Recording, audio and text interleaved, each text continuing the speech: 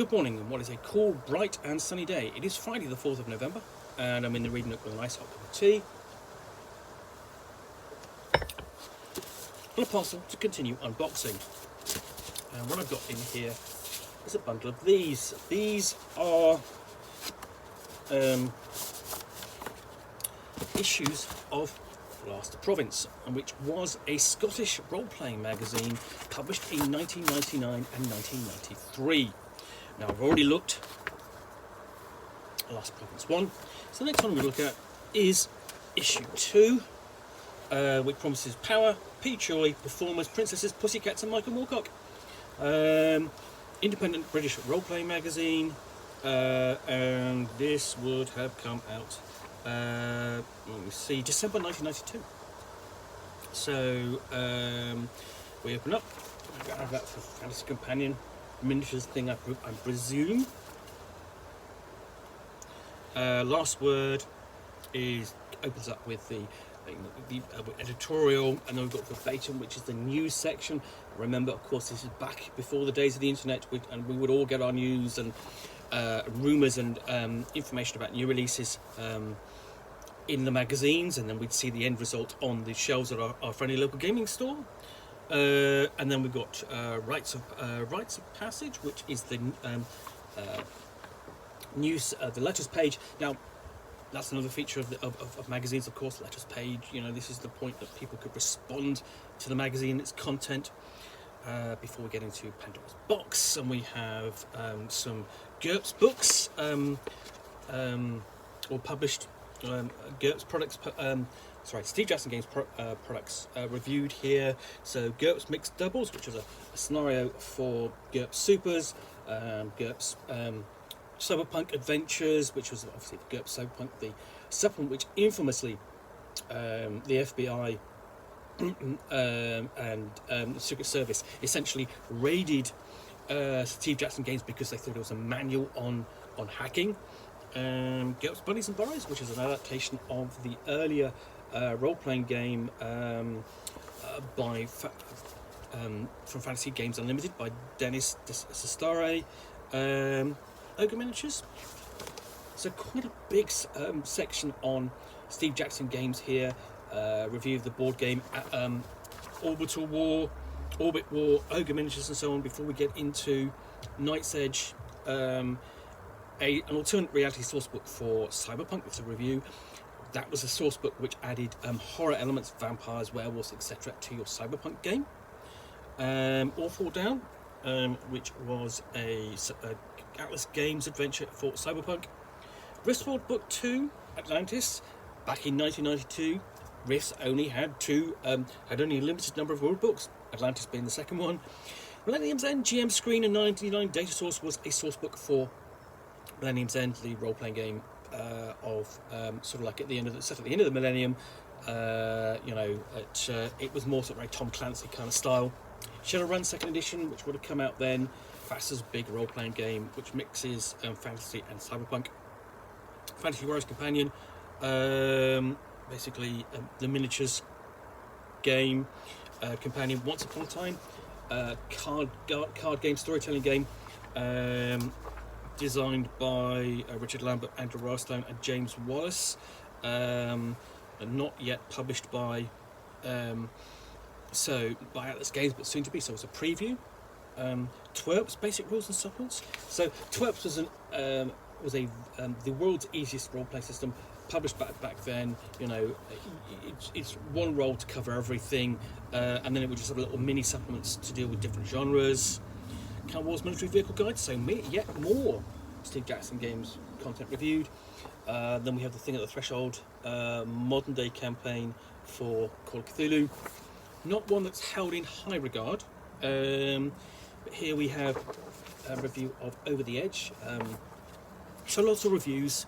I mean, you remember there's a lot of role-playing content actually coming out back then, and includes a review of New Faces, a supplement for Over the Edge, but Over the Edge was new back then, and was making waves because it was really quite simple and direct, and sort of like a precursor to a lot of the storytelling games. Then we have Power to the People, examination of systems of government, and essentially how that can be implemented in your role-playing game.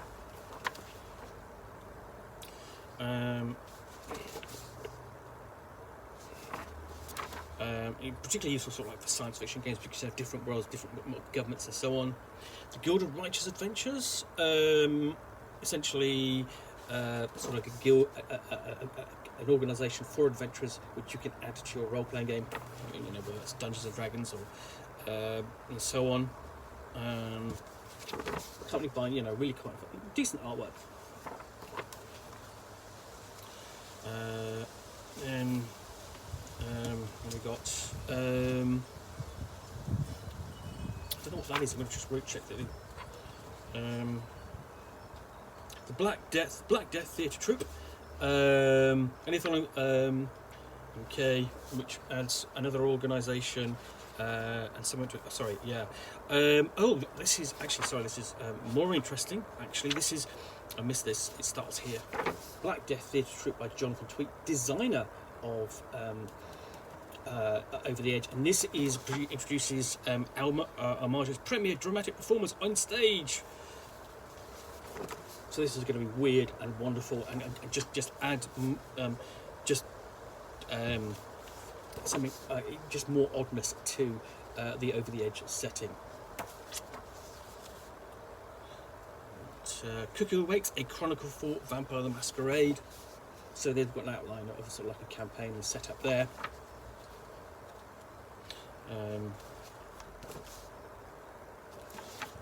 Let's see if there's any indication where this is set.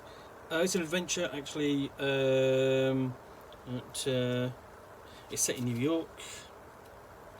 And then you've got player handouts.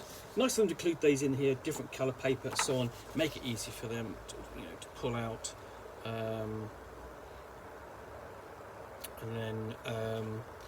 And then we have a discussion of 30-something role-playing Call of Cthulhu in the 1930s.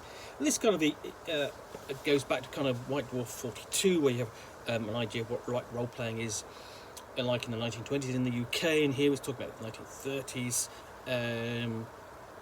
which wasn't a period that was really opened up very much until a bit later on. It was beginning to be opened up this period because Pagan Publishing would do it in the 90s with a couple of supplements like Coming Full Circle, and then obviously more recently Trail of Cthulhu is set specifically in the Desperate Decade. So we have a good view of sort of like culture, popular language, slang and so on, prices and so on. Just an overview. And then we've got a scenario for a horror role-playing game or a superhero game. This is by Phil Masters.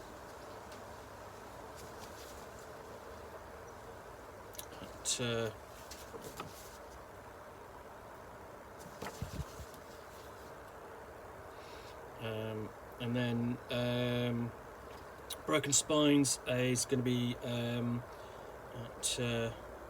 essentially introduction. I think it's about Michael Moorcock. Giving an overview of him, and then we've got a discussion with Michael Moorcock here. This will be interesting more recently because Moorcock himself has been interviewed recently about the new collections of Elric, the new correct collections of Elric coming out soon. And then, because we have a cartoon here, we've got one. Then we've got the book section.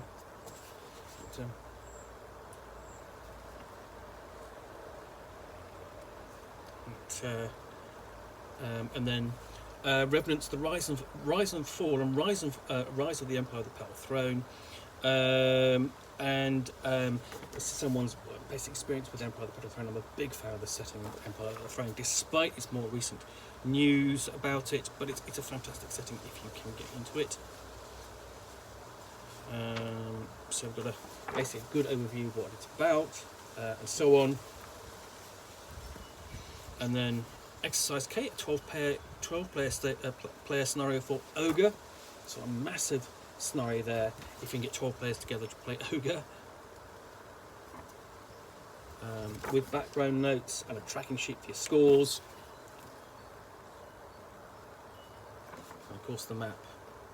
And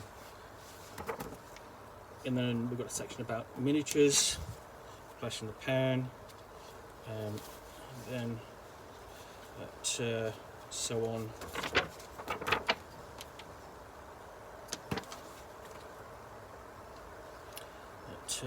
A random selection of NPCs which can be added to. We've got basically short vignettes which you can add to your game, use as inspiration, and then we have NPCs. Again, they can be added to your game or used however you want. And then we've got a directory essentially classified at the back there. So yeah, that is Last Province issue 2, published in 1992. So anyway, I hope you've enjoyed this unboxing in the Nook. If you have, then please do click on the like button down below.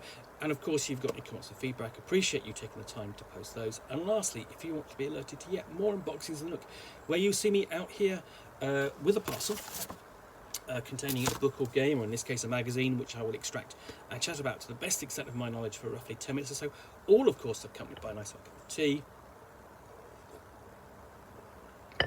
then please do hit that subscribe button down below. In the meantime, thanks again for watching. Be back again soon with another one. Bye for now.